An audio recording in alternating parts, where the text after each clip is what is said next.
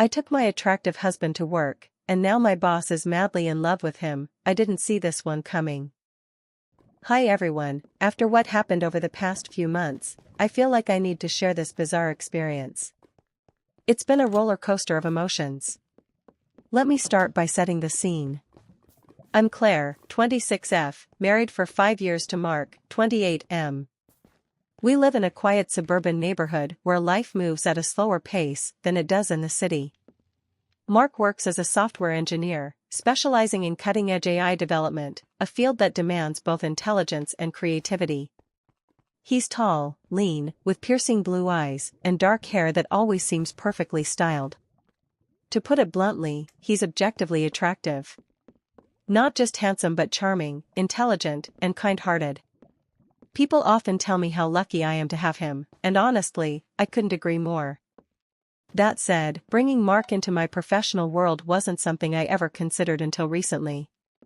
You see, every year, our company hosts a big annual event where employees can invite their spouses, kids, or other family members to come in and get a glimpse of what we do. This isn't just any casual bring your family day, it's a grand affair filled with presentations, networking opportunities, and even a gala dinner.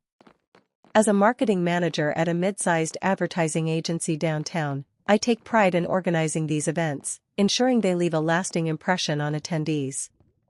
This year, I decided to bring Mark along, not because I wanted to show him off, but because I genuinely believed he'd enjoy seeing where I spend most of my days. What I didn't expect was how everything would unravel once he stepped foot into the office. It was a crisp autumn morning when Mark and I arrived at the office. The building buzzed with excitement as colleagues greeted their loved ones, introducing them to coworkers and showing them around. As usual, I felt a mix of pride and nervousness walking through those doors. Pride because I love my job, and nervousness because, well, you never know how these things will go over. Mark looked stunning in his tailored navy blue suit, white shirt, and slim tie. His presence commanded attention without being overly flashy. He carried himself with confidence, yet remained approachable.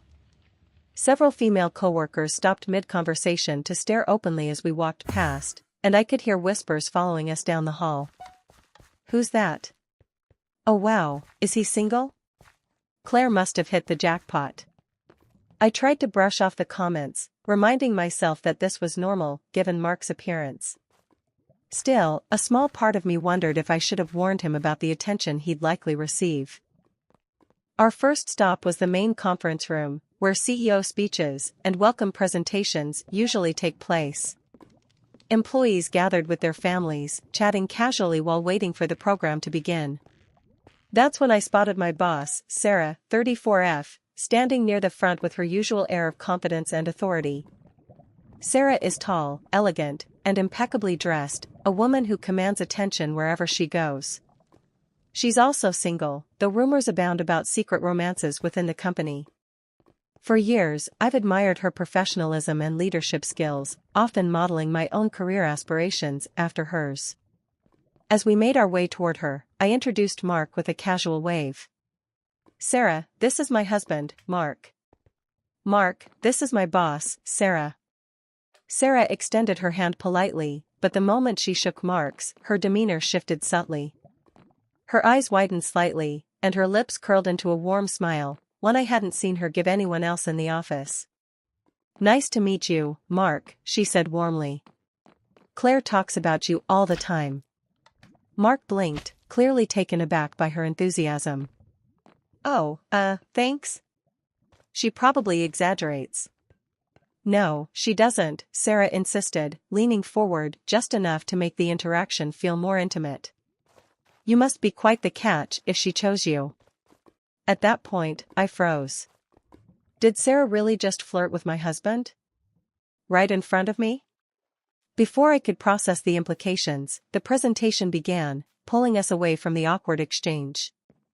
Throughout the day, similar interactions kept happening. Coworkers who barely acknowledged me suddenly went out of their way to compliment Mark, his wit, his charm, his ability to engage in thoughtful conversations. Even interns who were half his age gravitated toward him, laughing at his jokes and seeking his advice on random topics. One particularly memorable moment occurred during lunch, when Sarah invited Mark to join her table instead of sitting with me. At first, I thought nothing of it. Maybe she wanted to learn more about him or discuss something related to work. But as the meal progressed, I noticed the way she leaned in closer to him, brushing strands of hair behind her ear, and touching his arm lightly whenever she spoke. These weren't gestures reserved for casual acquaintances, they were unmistakable signs of attraction. By the end of the meal, Mark appeared flattered but confused. "Why does your boss keep looking at me like that?" he whispered as we walked back to the office. "I don't know," I muttered, trying to mask my growing unease. Maybe she just likes talking to people outside her usual circle. But deep down, I knew better. The highlight of the event was the gala dinner held in the evening. Tables were adorned with crystal chandeliers, fresh flowers, and soft candlelight, creating an atmosphere of elegance and sophistication. Guests mingled freely, enjoying hors d'oeuvres and cocktails before settling into their seats for the main course. Mark stood out among the crowd, effortlessly drawing attention wherever he went. Women vied for his attention, striking up conversations under the guise of curiosity about his work. Men sought him out for advice on technology trends, impressed by his expertise in AI development. Even Sarah couldn't resist joining the fray, finding excuses to interact with him throughout the evening. At one point, she pulled him aside for a private conversation, leaving me alone at our table. When they returned, Mark seemed slightly uncomfortable, glancing nervously in my direction. Later, during dessert, Sarah announced a surprise raffle draw, awarding prizes to select guests. To no one's surprise, Mark won the grand prize, a luxury weekend getaway to a 5-star resort. "That's incredible!" Sarah exclaimed, handing him the certificate with a wink. "We'll have to plan this trip together." My heart sank. A trip together? Was she actually suggesting what I thought she was? When the event concluded, Sarah pulled me aside under the pretense of discussing logistics for next year's big annual event.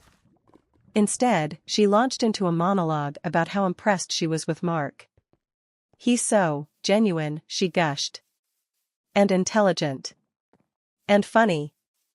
Honestly, Claire, I can see why you fell for him." Her words stung, even though she meant them as compliments. Here I was, standing beside her, feeling invisible while she raved about my husband as if he were some rare gem she'd discovered. Wasn't I supposed to be the center of attention? After all, this was my workplace, my event, and my spouse. Before I could respond, Sarah dropped another bombshell. "You know," she said casually, "if you ever need help balancing work and home life, I'd be happy to lend a hand. Maybe we could set up a meeting sometime, just the three of us?" My blood boiled. A meeting? With her? And Mark? The idea sent alarm bells ringing in my head. Was she actually suggesting what I thought she was? Over the following weeks, Sarah's behavior became increasingly obvious. She found subtle ways to flirt with Mark without making it too overt. During team meetings, she'd sit next to him, engaging in side conversations that excluded me. At coffee breaks, she'd linger nearby, waiting for an opportunity to strike up a chat. And worst of all, she started calling him directly, citing urgent matters that only he could address. At first, I dismissed her actions as harmless admiration. Surely, she wouldn't dare cross professional boundaries, right? But then came the incident at the grocery store. One Saturday afternoon, Mark and I were shopping for groceries when Mark smiled politely, introducing her to me. "Sarah, this is Claire." "Claire, you already know Sarah." She nodded, her gaze lingering on Mark a little longer than necessary. "Well, I guess great minds think alike. I was just picking up some ingredients for a recipe I've been meaning to try. Care to join me for dinner sometime?" Before Mark could respond, I interjected. "Actually, we're pretty busy this week. Maybe another time." Sarah chuckled, winking at Mark. "No rush. Let me know when you're free." With that, she sauntered off, leaving me seething with jealousy. Jealousy strikes back in the car. I vented my frustrations to Mark. "Did you see that? She practically invited herself over for dinner. Mark raised an eyebrow. Relax, Claire. She was probably just being friendly. Friendly? Since when does friendly involve winking and flirting? It's not flirting, he countered. You're reading too much into it. Was I? Part of me wanted to believe him, but another part couldn't shake the nagging suspicion that Sarah had designs on my husband. Determined to reclaim his attention, I planned a romantic evening at home, candlelit dinner, wine, and soft music. Everything went smoothly until Mark's phone buzzed midway through dessert. It's Sarah, he said apologetically. She says there's an emergency at work. An emergency on a Saturday night? Suspicious much? Still, I forced a smile. Go ahead and take it. Work comes first, right? Mark hesitated, then excused himself to answer the call. While he was gone, I snuck a peek at the message. Sure enough, it was from Sarah, to Mark. Hey, I hope you're doing well. Just wanted to check in and see if you'd like to grab dinner tomorrow night. Nothing formal, just somewhere relaxed where we can talk. Let me know. My stomach churned. Was this really about work, or something else entirely? Escalating tensions over the next few weeks, Sarah's advances grew bolder. She called Mark frequently, inviting him to networking events, brainstorming sessions, and even casual dinners. Each time, he politely declined, assuring me that nothing inappropriate was happening. Yet, the frequency of their interactions left me feeling uneasy. One evening, after another late-night call from Sarah, I confronted Mark. Do you realize what she's doing? I blurted out, gripping the steering wheel tightly. What do you mean? He asked, turning to face me. Sarah, I snapped. She's interested in you. Like, romantically interested. Mark stared at me blankly for a moment before bursting into laughter. Come on, Claire. That's ridiculous. Why would she be interested in someone like me? Because she thinks you're amazing. I shouted, slamming my hands against the wheel. Everyone today acted like you were some kind of celebrity. They barely paid attention to me. Mark's laughter faded, replaced by a look of concern. Claire, I'm sorry if it made you uncomfortable. I didn't realize. That's not the point. I interrupted. The point is, she crossed a line. Inviting you to meetings, flirting with you in front of me, it's unprofessional and inappropriate. For the rest of the ride, neither of us spoke. Tension hung heavy between us, each lost in our own thoughts. By the time we reached home, I felt exhausted and defeated. How had this situation spiraled so quickly out of control? Desperate to mend our relationship, I threw myself into improving our marriage. Date nights, heartfelt conversations, surprise gifts, all designed to remind Mark why he chose me in the first place. And for a while, it worked. He seemed happier, more engaged, and less distracted by Sarah's constant presence. But then came the tipping point. It happened during a company retreat, an annual event held at a luxury resort to boost morale and foster team bonding. Mark and I attended together, hoping to strengthen our connection amidst the picturesque surroundings. Unfortunately, Sarah had other plans. Throughout the weekend, she went out of her way to include Mark in exclusive activities, excluding me whenever possible. One evening, during a gala dinner, she seated herself beside him at the main table, laughing flirtatiously at his jokes and touching his arm far too often for comfort. By the end of the meal, I felt invisible, overshadowed by her magnetic charm. That night, back in our hotel room, I confronted Mark about the growing tension between us. Do you realize what she's doing? I asked, tears welling up in my eyes. She's trying to drive a wedge between us. Mark sighed, running a hand through his messy hair. I know, Claire. Believe me, I see it. But she's my boss. It's hard to avoid her completely. That's not an excuse. I snapped. You swore to love and cherish me, remember? Not her. I do love you, he insisted, pulling me into a hug. More than anything. Don't ever doubt that. Yet, deep down, I couldn't shake the nagging suspicion that something was changing within him. A month later, disaster struck. While reviewing project files, I discovered an email chain between Mark and Sarah discussing a potential partnership outside the company, a startup venture centered around innovative software solutions. The emails revealed detailed plans, timelines, and even financial projections. Worst of all, they hinted at personal connections beyond professional collaboration. Confronted with evidence of their secret alliance, I demanded answers. Mark admitted to meeting with Sarah privately to discuss the idea, claiming it was purely business-related.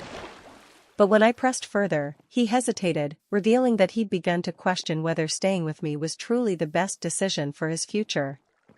"It's not about you, Claire," he explained, his voice heavy with regret.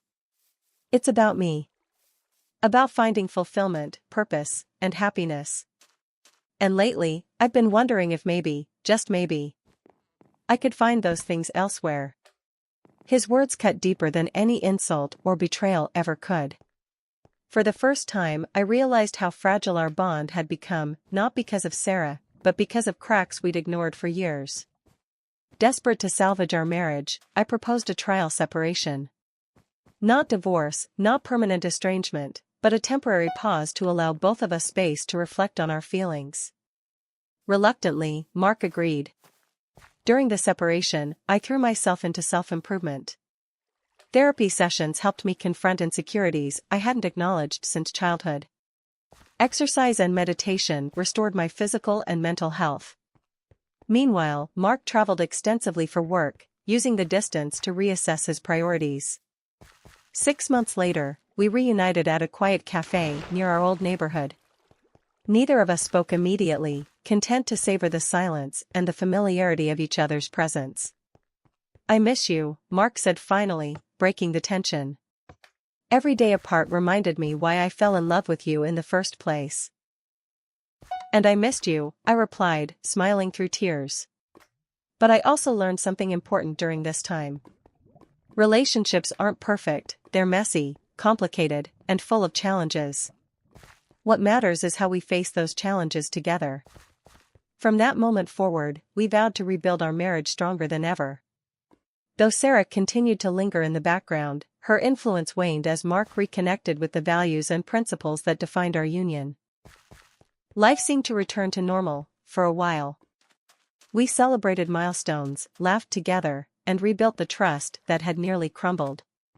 But fate has a way of throwing curveballs when you least expect them. One fateful evening, Mark received a call from Sarah. She sounded frantic, her voice trembling with emotion.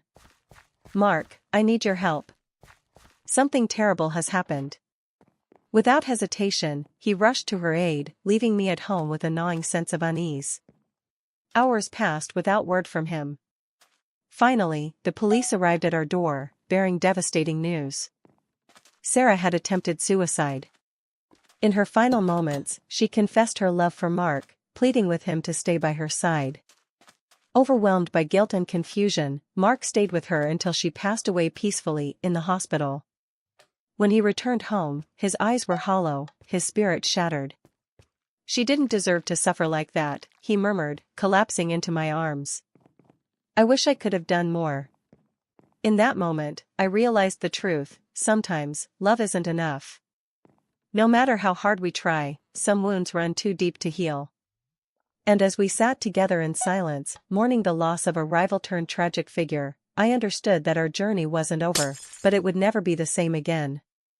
TLDR, my attractive husband caught the attention of my super-attractive boss, leading to jealousy, manipulation, and a crisis in our marriage.